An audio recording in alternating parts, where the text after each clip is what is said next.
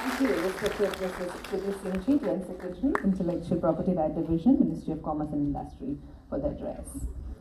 Ladies and gentlemen, I would now request Honorable Minister, Mr.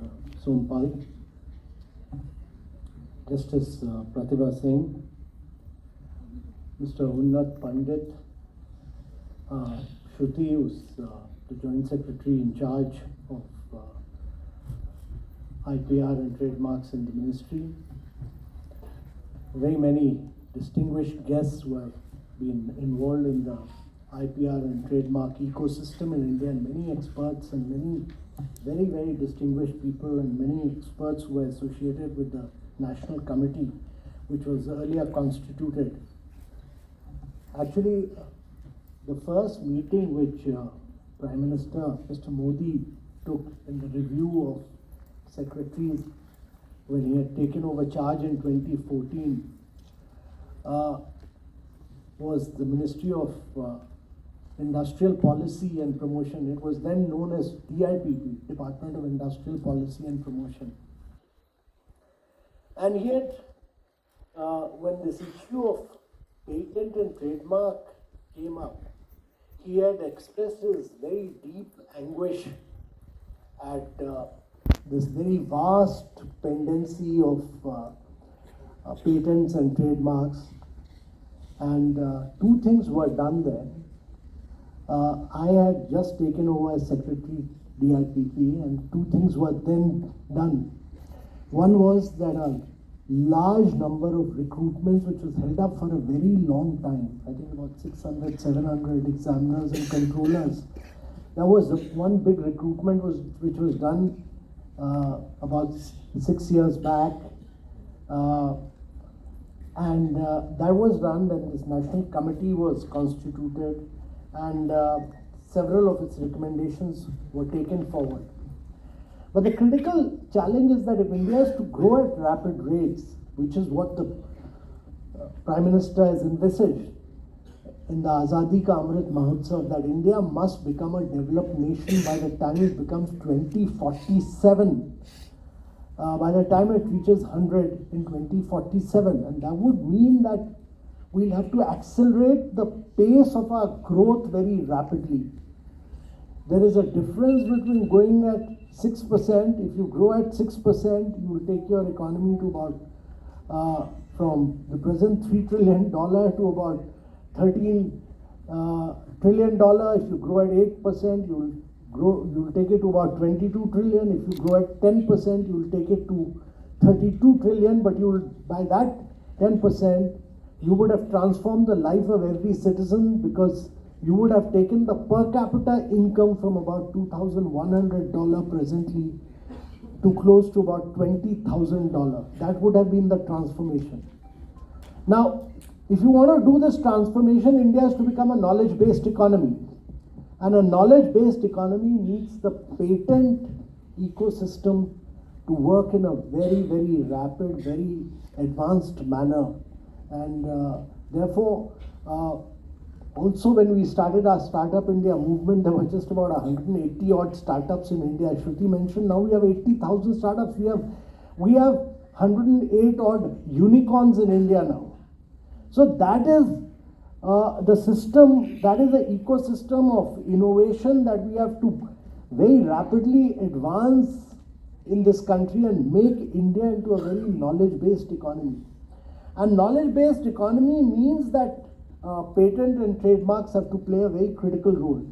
In the last 7 years since then, patent and trademarks have actually increased by about 55% and 120% in the last 7 years. They've increased, no doubt. There's been a 400% increased patent grants in the last 7 years, and trademark registration in the last 7 years have surpassed, in the 7 years, they have surpassed more than what was done in the last 75 years before 2014. We've also jumped up in the global innovation index from about 81, which was there in 2015. We are now at 40 in 2022, and I think we'll make a quantum jump in the days to come. But it's also important to understand that our IP filing and registration in India is a fraction of the patent filing and grants as compared to both USA and China.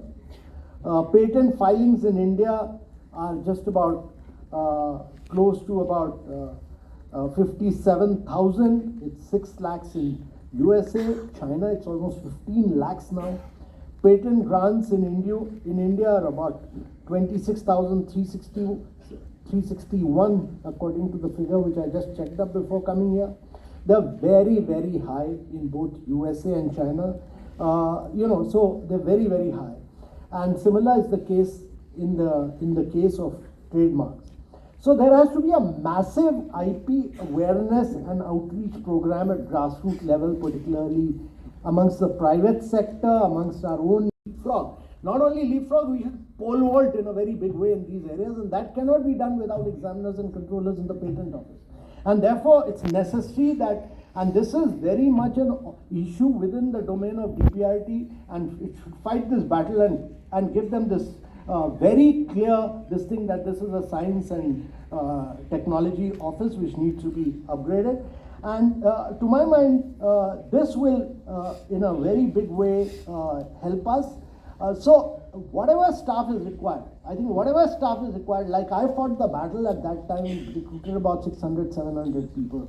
We fought the battle and we won the battle. And I'm quite sure DPIT will win the battle. DPIT will win the battle if you fight and get it, because this will generate revenues. Procedures, very huge cumbersome procedures are still involved, fixed timeline required. That Unnat Pandit must set it right. That's your responsibility. Please fix it. Ensure that we are able to deliver results and outcomes within the defined time frame. And within defined time frame. Because this is not a challenge for the patent office. This is a challenge for India. India must deliver on this. The Prime Minister's vision is to deliver, make India a developed country. It cannot become a developed country till you deliver, until all of us deliver. And that delivery means that the cumbersome processes must be cut down, additional staff is provided, simplify things, and whatever needs to be done, treat this as a science and technology office. That is the way forward, to my mind. These are the few things, and my belief is that we must, in a mission mode, make the Patent and Trademark Office the best office in India. It must be the most advanced office in India.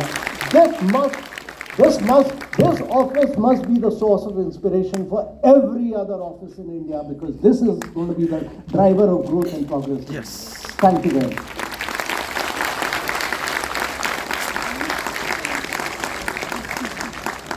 Thank you so much, sir, for your words of wisdom.